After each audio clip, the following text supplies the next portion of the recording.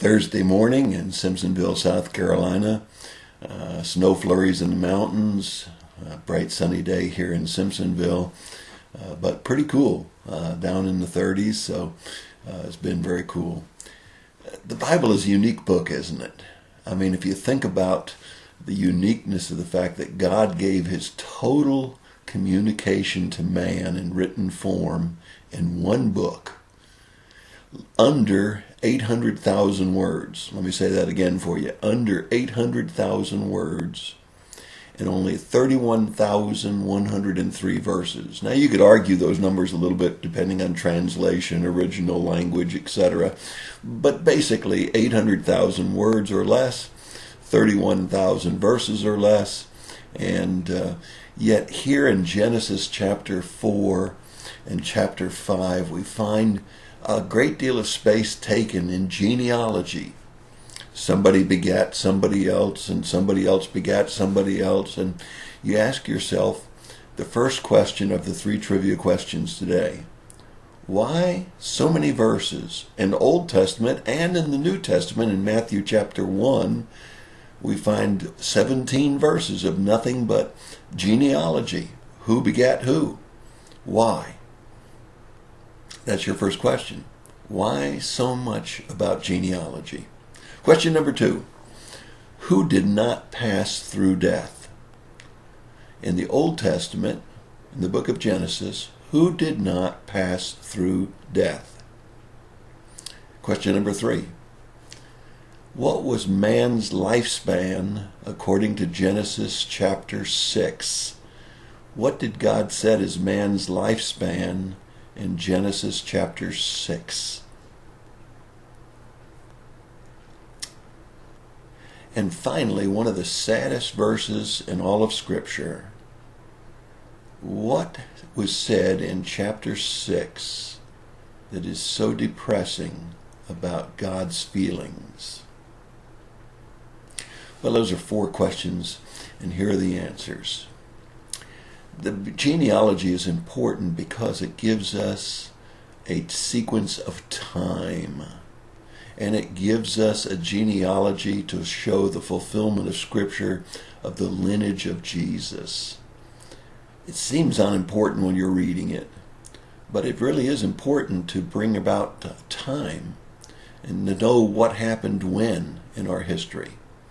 It also is very important because it shows the fulfillment of Scripture of the genealogy of Jesus. Very, very important to all that really study the Scriptures. Who did not pass through death? Well, I hope all of you got this one right, because it's one of the basic teachings that almost every pastor covers sometime or another.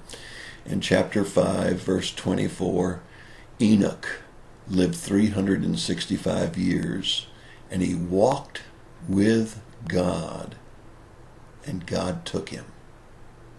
Imagine having such an incredible life, walking so closely with God, that God would spare you from passing through the process of death. You know, I know most Christians don't fear death itself because they know where they're going, but they all fear the process of death. Imagine walking so closely with God that God would spare you from the process of death. And one minute you're walking with him, and the next minute you're walking with him. I mean, here on earth first, and then in heaven. Well, the third question, man's lifespan, as you saw from Enoch, 365 years.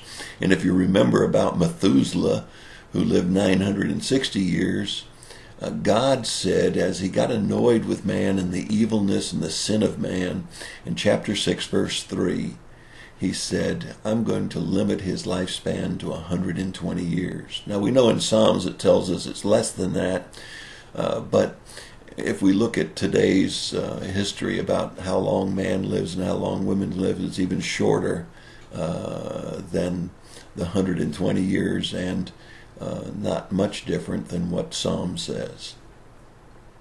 What was it that God was so upset about in chapter 6? God was so upset because of the wickedness of man.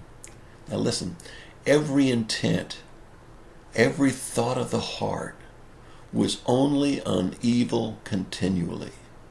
If you read that particular verse, chapter 6, verse 5, you recognize the accent on over-describing the evilness of man, the wickedness of man, every intent, every thought of the heart, only on evil, continually.